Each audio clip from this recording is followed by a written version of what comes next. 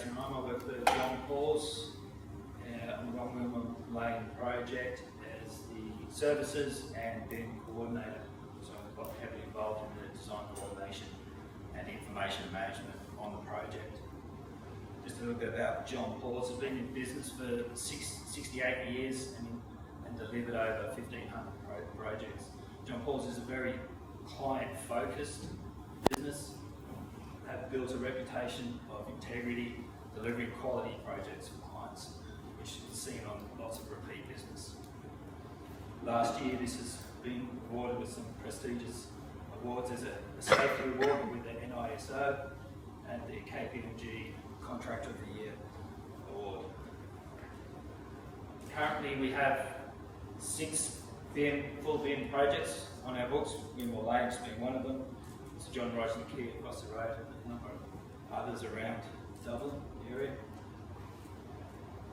But just as an overview of what I'm going to be talking about today, BIM information management, as many of the speakers previously have said, BIM is about managing information and how you manage that. So it's very important to understand how you're going to use the information. BIM at Windmill Lane. Site logistics, how we're using BIM, the 3D models to manage our sites more efficiently. Program, 4D timelines, how we're now managing the program in 4D timelines so you can see, rather than looking at genetically a standard Gantt chart, now looking at the program in 3D. Design coordination, which is a great advantage. Site engineering roles, how we manage the site engineering through BIM, and the asset information model. BIM Information Manager. So one of our first roles on the project was to establish a common data environment.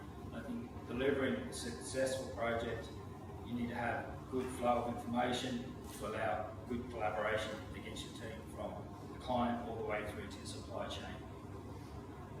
Using this, the BEP, which is one of the documents, was established early on by the client. We then had to rewrite the BEP for construction post-contract that then stipulated how we were going to deliver the BIM project, how we were going to manage information, and how we were going to manage our supply chain and our subcontractors to deliver the asset information and the project at the end. We're using A-Site as our CDE, which has been very successful at allowing people to collaborate, share, control, audit and track all the information throughout the project.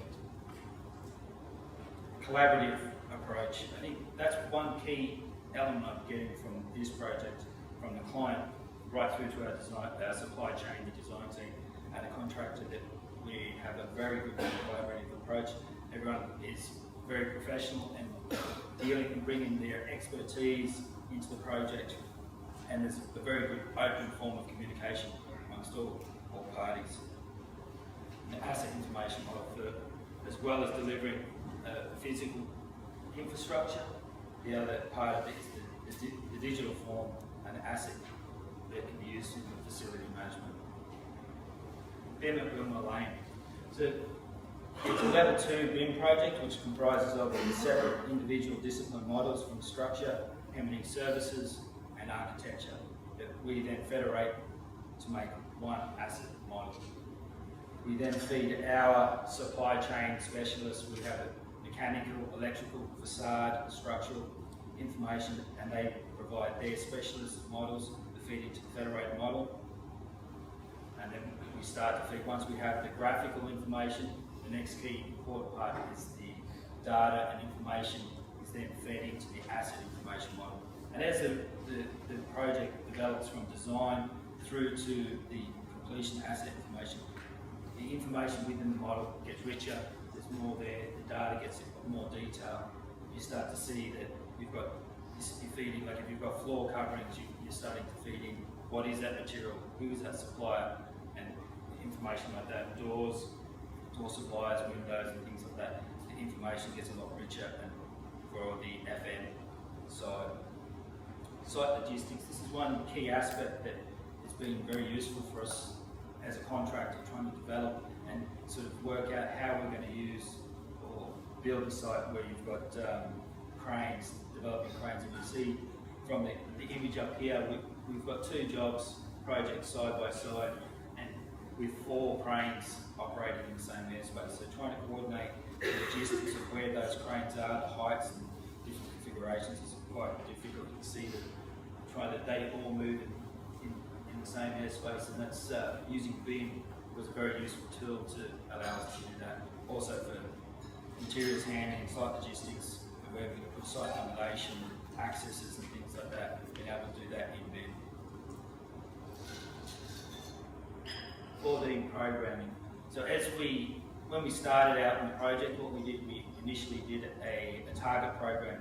We had a target program, we applied that to the 4D timeliner. And then during the course of the project, we fed in as-built information. So we were tagging elements as we poured a concrete slab, we tagged it day by day, we were tagging each element throughout the project. So we built up a detailed sort of as-built 4D timeline of the project, which is coming excellent use for when we're progress reporting. So we're planned against actual and kind of justify various delays and different impacts things have had on the program. Being able to do that in 3D is very, very useful. So trying to communicate different things to the design team and to the client.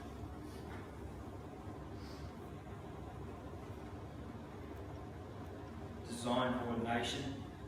That's where BIM really comes to life, where you're coordinating complex M&E service in amongst complex sort of structural and architectural environments.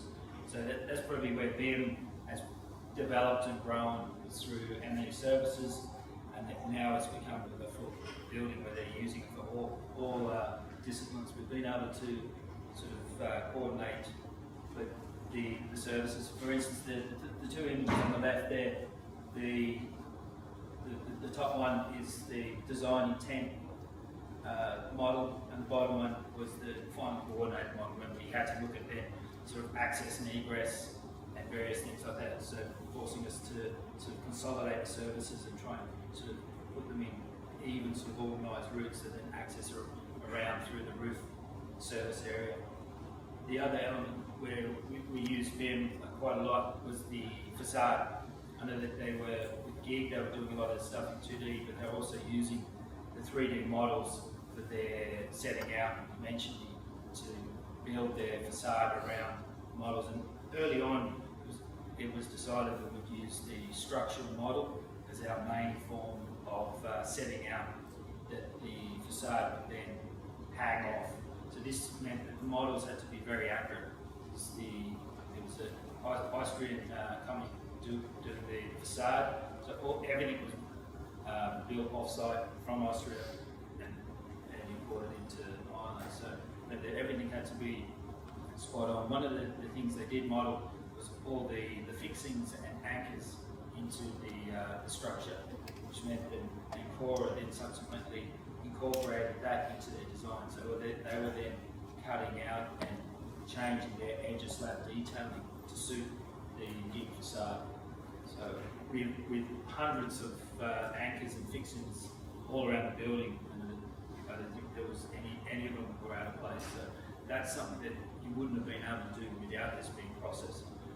That was one of the key advantages we found through that process. Site engineering and setting out. So as we were using the structural model, so that became our key element for setting out and dimensional control on the project. We would cut our 2D drawings, which we would then feed into our survey instruments, and the engineers were setting out directly from the model, which I think is a good achievement to show that the quality of the models that we were receiving. A lot of our projects, you wouldn't be able to do this just because of the quality. You couldn't rely heavily on the dimensional accuracy of the model. But for One Wingmore Lane, the quality of the models were there, and everything was set out directly from the models. From there, we do as-built surveys and we feed that back into the asset information model. Recently, we've been trialling the Leica software, which is now we can import an IFC model directly into the controller. So the engineer on site has the as a 3D model and is clicking elements in 3D to set out, which further sort of improves that sort of workflow to minimise errors. That's good. I think that's one element previously where you're trying to interrogate 2D drawings to then set out in 3D and build things. There can be lots of rooms for error along that line, and being able to do it in 3D IFC model directly to your instrument greatly increases the sort of the quality. Field applications, another area the John Pauls are using BIM and sort of the digital environment is now to bring the field apps directly into the field for our daily diary, quality control, safety audits, snag lists. At Wimmer Lane for the field apps, we're using Aconex, and across the Sir John Wrights Key as to provide pro tablets to manage and track different issues and workflows. One of a new workflow is sort of BCAR, which relies heavily engaging the design team with on-site inspections and trying to manage that workflow where they're inspecting and then you're applying and sort of doing remedial actions and having a full audit history of that process. Trying to do it in a paper format or the traditional quality format can be difficult to manage. So using field apps is one of the elements where we're able to manage it in a digital format and share information a lot easier over tablets and things like that, which is advantage. And the other element is having the 3D model on tablets where you're able to walk through the site and view the model in 3D on the iPad or tablet. If you see an element, you can be able to click on the element, raise RFIs, things like that. Share model views for discussions where you can, like looking at into design development is another key element where it came in handy, and commission. So as you're validating plant and equipment in the field, that can then feed back into the model to further the information for the asset information model. The final element is the asset information model. So from the BIM format, this is our final goal, as well as the developing the infrastructure. The digital format is where we're going. And as Ralph, we're using the MBS toolkit as a base of what information needs to be in that model. So that sets out very clearly what level of detail, the graphical information, as well as the data information that needs to be attached to each of the objects and into the model. This forms that we have coding spreadsheets and product data sheets that we give to our supply chain that they populate with like the supplier information, warranty information. We're also then using Dynamo as a tool because you're dealing with lots of thousands of lines of data. It's trying to get this into the model, and Dynamo is a program tool that pushes the information into the model. I think without the use of the Dynamo, it'll be a slow, long, laborious process. But Dynamo now is, even the design team are using Dynamo, like I said, for their various design options. So it's become a very useful tool that then gets BIM and modelling in 3D. You can really use it to your advantage and deal with huge amounts of data and then push it into a 3D model that makes it into a management task that you can see that the 3D model is like a database of information. You can either walk through it and you can be clicking on elements, say if you're in a plant room, you click on a pump, what is that pump? Suddenly you get all the information about that pump, the supplier, and then you can have links that then link into a digital database of the safety file